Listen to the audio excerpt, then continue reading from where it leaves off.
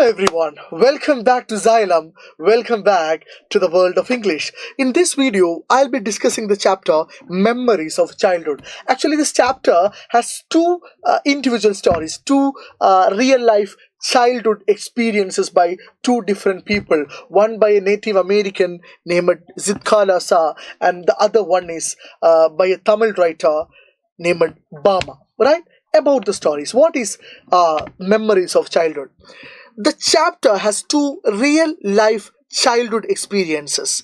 The chapter has two real life childhood experiences. Both writers talk about discrimination and humiliation they faced as children.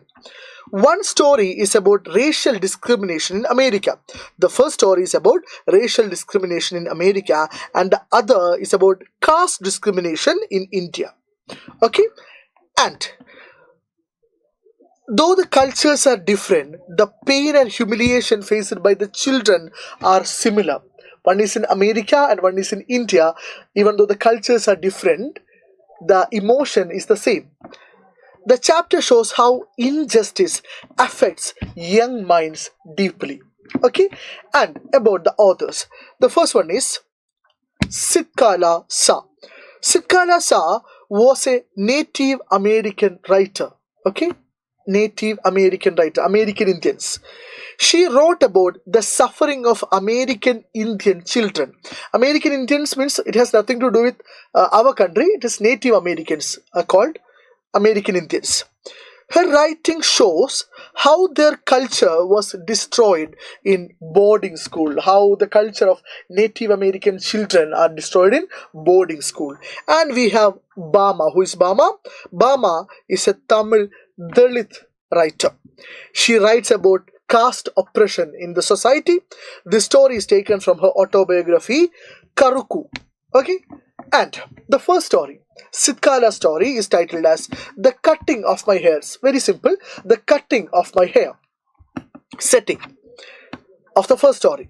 The story is set in a boarding school for Native American children in America. It's a boarding school for Native American children in America. The place is cold and strict. The place is very cold and very strict. The environment makes children feel scared and controlled. They're controlled. And who are the characters of the story? Xylem Sa, I mean, it's not a story, it's a real life experience. So who are the characters? Xylem Sa is a young Native American girl who suffers cultural humiliation. Humiliation based on her culture. Humiliation based on her race. And we have Judwin. Judwin is Sitkala's friend who understands some English.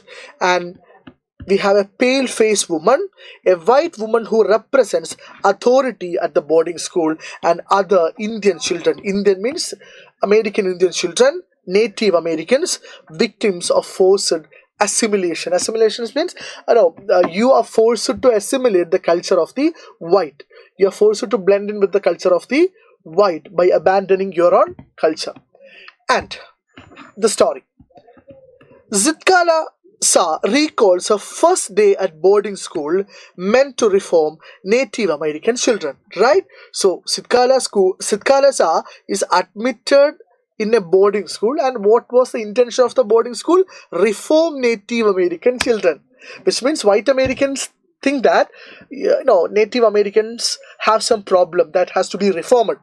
And the environment feels hostile and frightening. The boarding school environment was hostile, right? People were treating you as an enemy, and frightening, fearful. Loud bells, strange noises, unfamiliar language, and rigid rules make her trapped and helpless. All these factors make her, it felt like she was trapped and she was helpless. She notices that Indian children are forced to wear uncomfortable Western clothes. Indian children are forced to wear uncomfortable Western clothes, which the white people think is right, or the white people think is appropriate. And shoes. Their traditional blankets and moccasins are taken away. Those are their traditional dress. And Sitkalasa feels deeply humiliated and alienated. She struggles to understand the mechanical routine of eating controlled by bells and commands. And the most painful moment comes when a friend, Judwin, warns her that this is a problem. Their long hair will be cut. Okay, long hair is a symbol of their identity, Native Americans' identity. But the white men, the white people, will cut the hair, to assimilate the culture of the white. Among Native Americans, long hair is a symbol of dignity, strength, and cultural identity. As I said, only prisoners, cowards, and mourners have their hair cut short. And Zitkalasa strongly resists this idea and decides not to submit. She tries to escape by hiding under a bed, but she is found, dragged out, tied to a chair, and forcibly shorn. Okay, forcibly, they cut her hair. She cries, kicks and struggles, but finally loses her spirit. The cutting of the hair symbolizes the loss of freedom, identity, and dignity. She feels completely isolated, reduced to one among many little animals controlled by authority. Now she identifies herself. Now she considers herself as an animal controlled by the authority. And that's the story of Sitkalasa, the cutting of my long hair. And we have the next story, which is We Too Are Humans. We Too Are Humans. It's a story written by Bama, a Tamil Dalit writer. Okay, give me a second.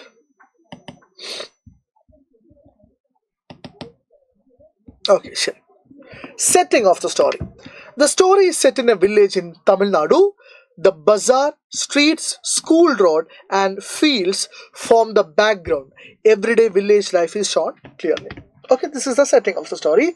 An ordinary, a beautiful Tamil setting. And who are the characters of the story? We have Bama. Who is Bama? A Dalit girl who gradually becomes aware of caste discrimination. Bama is a Dalit girl, but initially she didn't know about all this caste discrimination and everything. But gradually, slowly, step by step, she started understanding about this caste discrimination or discrimination based on caste. And we have Annan, the elder brother, educated and socially aware, and she guides Bama, okay, she educates Bama about these things. And the landlord, a symbol of upper caste power, and the elder of the street, a Dalit man humiliated due to caste, and landlord's men, enforcers of caste hierarchy. Okay, people who force the caste hierarchy. And what happens in the story? Bama narrates an incident from her childhood that made her understand caste discrimination. So the central idea of the story is discrimination based on caste. As a schoolgirl, she enjoys walking home slowly, watching street scenes and markets, shops, temples, and the entertainers. These everyday sights fill her with curiosity and joy. So that's how it's all started. She was a happy child. She enjoyed every scene on the way from school, and one day she notices an elder from her community, from the community, carrying a packet of vades by its string without touching it. You understand? He hands it respectfully to the landlord, bowing humbly. At first, Bama finds the scene amusing and laughs while narrating it to her elder brother. So for a young child like Bama, it was an amusing incident, and she narrated happily this to her brother. However, Annan, her elder brother, explains the painful truth. The man carried the packet that way because the upper caste landlord believed that Dalits were polluting by touch. Dalit will pollute the food by touching. This realization shocks Bama. It was a shocking realization for her. Her laugh turns into anger and sadness. She questions why her people are treated as inferior, why Bama's people, why people from her community are treated as inferior and forced to behave submissively. Later, Annan explains how caste identity determines respect in society. He tells her that education is the only way to overcome humiliation and gain dignity. These words deeply influence Bama. She studies hard, secures first rank in her class, and earns respect. Education becomes a tool for resistance and self-respect. And that's the story of Bama. I hope you have understood the story. And conclusion. Memories of Childhood powerfully portrays how discrimination based on race and caste wounds young minds. Zidkalasa resists cultural erasure while Bama learns to fight caste oppression through education. The chapter emphasizes that dignity, identity, and equality are basic human rights, and the fight against injustice often begins in childhood. Okay, I hope you have understood the chapter. I have prepared a chapter test based on this story, and you can attempt that chapter test, which is given in the description box. And please, you may avail the free handwritten notes by scanning this QR code. It's absolutely free, so do scan and avail the QR code notes. Free notes, free handwritten notes. And thank you everybody for watching. I'll see you in the next video. Until then, this is Nasir Faruddin signing off. Bye.